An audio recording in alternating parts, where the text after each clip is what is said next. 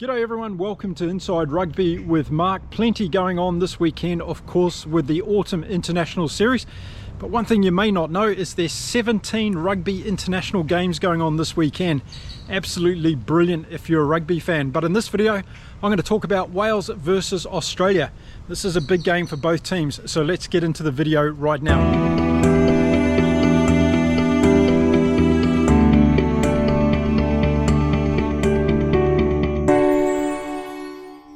G'day everyone, welcome back to the channel. Great to have you here. Don't forget, if you do enjoy my content, I would appreciate you pushing the subscribe button and also leaving your comment. I love reading your comments because there's a lot of good rugby knowledge across the world. Okay, Wales versus Australia, a big game for both teams because I guess they're looking at different agendas, aren't they? Joe Schmidt is looking forward to the Lions series next year in Australia, and I like what he's done with this team this weekend. He's changed things up again, and it's giving players an opportunity to put their hands up against good competition to get selected for that Lions series in Australia. So I'm all with Joe Schmidt changing the team around this weekend, and I'll go through some of the selections shortly and let you know what I think of them. On the other side, Wales, well, Warren Gatland must be pretty close to getting the knife at Wales because he's got a record number of defeats coming up. If he loses this one, never before in the history of Welsh rugby have they lost 11 games in a row. And I'm sure Warren Gatland and his staff don't want to be the first ones to record that. So a little bit like Joe Schmidt, he's changed a few things around in this Welsh team for the weekend. The big question is it going to work? Now, those of you who have been watching my channel regularly this year, you'll know that I've been talking up Joe Schmidt and this Australian team, and they finally delivered against England last weekend. And boy, what an incredible game to a rugby game, wasn't it? And it doesn't matter whether you're a neutral fan or a fan of Australia, or perhaps even England, to appreciate the thrilling finish that that game gave us. A team putting it all on the line with the last movement in the game, the defence being tired and being caught out, and just a super thrilling finish to the game. That's all I can say. And as a neutral in that particular game, it was great to see the underdogs get up and to score a fantastic try by absolutely going for it in the last play. They weren't going to go down wondering, that's for sure. Now, Australia got to back that up, don't they? They've got to go to Cardiff this weekend, and they've really got to put on another good performance, because if they do that, then they're going to get a lot more of us believing in the trajectory that this Wallabies team is on. Okay, some of you say that Wales are not a good test for them this weekend, but I tell you what, a team in desperation like Wales are, they are going to be a test for this Australian team. And as I said, the Aussies have made a number of changes. So let's have a look at the Aussie team, changes that have been made, and I'll give you my thoughts and opinions around that. So talking about some of the changes the Wallabies have made in their front row, Alan Alaalatoa is going to start this game. Don't forget, Angus Bell had a fantastic game, I thought, against England. He was one of the best on the field. And also Matty Faisler as well. He's just been growing on me as a player, this Faisler guy. He's getting better and better every game for the Wallabies. But we're going to finally see Will Skelton back in a Wallaby jersey this weekend, and he's going to be running on, starting the game as a lock along with Nick Frost. And I really like this pairing. I think they're going to do some damage against the Welsh, so watch out for how Will Skelton goes. Don't know how long he's going to last in terms of his fitness, but I'm sure he's going to make a difference, and he's got a lot to prove to Joe Schmidt getting back into this Wallabies team. And then the another change they've made is in their position in the back three of the forwards, and we're going to see Rob Valentini, who's usually in the number 6 jersey. He's going to go to number 8 in this game. Harry Wilson obviously got injured last weekend and he's out, so a bit of a reshuffle of the back three for Australia. And we're going to see Uru come in and go into the 6 jersey. Fraser McWright will stay in the number 7 jersey. So that's going to be a really interesting combination for Australia. Let's see how Rob Valentini goes at number 8. I'm sure he's going to have a cracker game there as well. Really love watching Valentini play. He's one of those old school rugby players in the loosies, and he gets into it and he puts his body on the line every single game. Had to be also one of the best on field last weekend, I thought, for the Wallabies, and expect him to have a big one against Wales this weekend. A few changes to the Wallabies backline as well. We've got Nick White, Mr. Chatterbox, back in again at number 9, and we'll have to see how he goes. Will he get penalised and even yellow carded for talking back to the referee? That's something that's always on the possibility when it comes to Nick White. And we're seeing Noah Lolesio once again at number 10.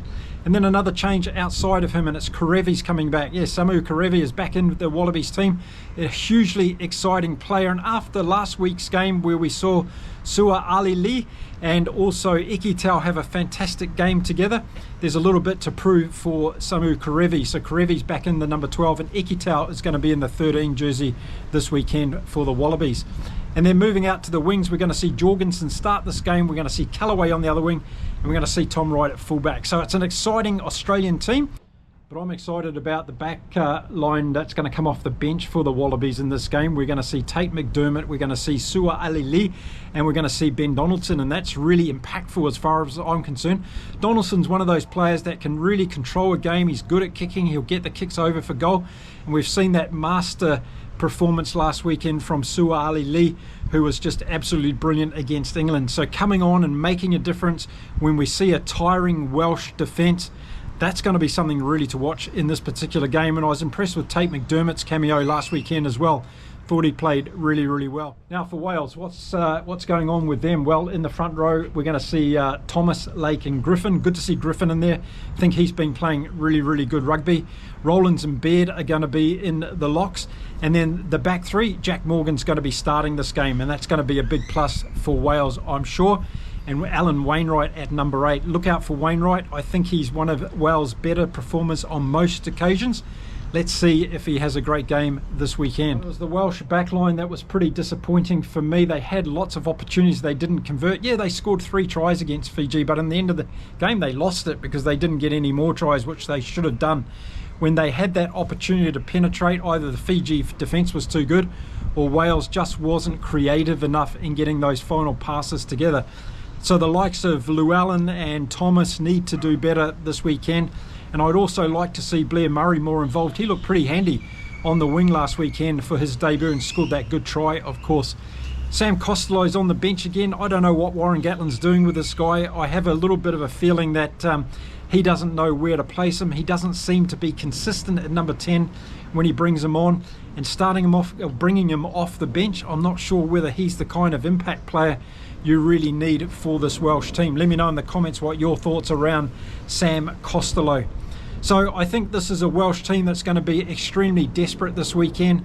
I think Australia's chances are very, very good, and if Australia get on a roll early in this game, it could be pretty embarrassing for Wales at the end of the day, considering what Fiji did to them last weekend. I think this Australian team is a way better team than Fiji when it comes to being able to play the expansive game, execute, but also go for 80 minutes.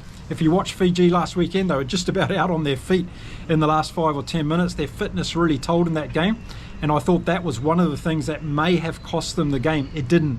But this Australia team, we've seen over the Rugby Championship and now throughout the autumn series, these guys are going to play until the last 80 minutes are up on the clock, or even beyond the 80 minutes if they have to. So I think the last 20 or 30 minutes of this game could be very decisive in the favour of Australia. They've got a great bench to bring on, and they're going to be up against a tiring Welsh unit. So I think that class in terms of talent that Australia have in this team, plus those big forwards, the likes of Uru and Valentini and Fraser McWright. Langy Gleeson's going to come off the bench. Also Salakai Lotto. This is an Australian team that's got some real weapons there. So I think they're not going to have any problems putting Wales away. The one thing Australia's got to be careful of is a little bit of complacency, getting into an arm wrestle too much with this Welsh team.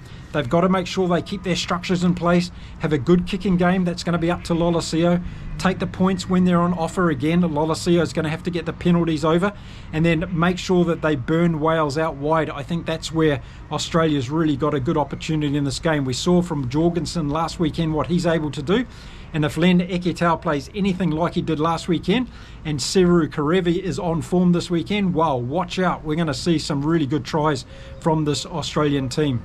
I think it's going to be comprehensive for Australia this weekend, and as long as they hit the ground running, they don't let the Welsh crowd get into it too much, I think they're going to be fine. And I think Joe Schmidt's going to be able to keep that trajectory going for this Australian team. Wales, on the other hand, they've got South Africa next weekend. They've got to put that completely out of their mind and just focus on this game and trying to get across the finish line. Because if they can get a win, if they can sneak a win against Australia, and that's what it's going to be in my opinion, they're going to have to sneak a win, then it's going to give them some kind of resolute belief that they can go in and perform well against South Africa next weekend. But I just think Australia's going to be too classy. Let me know in the comments what way you think this is going to go. And do you think the Welsh Rugby Union should pull the curtain down on Warren Gatland after this game if Wales lose for the 11th time in the row? Or do you think they should wait until the end of the season, which is after the South African game? I'd really like to know your thoughts around that one. There we go. Those are my thoughts on this game. Now it's time to get onto the keyboard and drop your thoughts. Don't forget to put your vote on the poll on the community page for all the games this weekend. There's some very interesting voting going on there this weekend. Some people are going to have a red face, I think, after this weekend. But let's see how it goes. So this game will be up there shortly as well. Thanks very much for supporting my videos. I'll be back with a full review, of course, after this game, Wales versus Australia from the Principality Stadium this weekend. Make sure you stay well, stay safe, everyone. Keep enjoying your rugby across the world and keep supporting all the rugby teams in this beautiful game of ours. Until next time, it's adios from beautiful Cancun in Mexico. See you all again soon. Bye for now.